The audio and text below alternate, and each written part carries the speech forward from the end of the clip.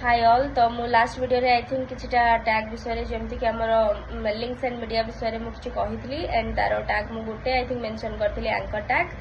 तो ए वीडियो रे हमें rest of the tag describe करबा। ठीक अछि। नेक्स्ट होची हमर IMG tag. IMG tag basically हमें कोन पे यूज करू इमेज लेट्स से तमे देखि देखो बहुत सारा वेबसाइट रे वेब पेजेस रे कोन वे ना इमेज गुडा को शो हुए। इमेज केमती से माने शो करंती इमेज टैग भितरे इमेज IMG एमती लिखिबनी IMG tag is useful. Okay HTML ले IMG टैग यूज हुए।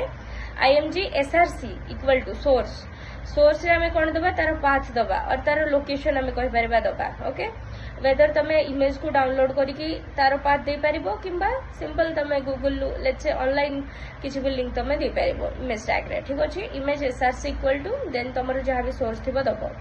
नेक्स्ट आसिला हमर कोन ऑडियो टैग।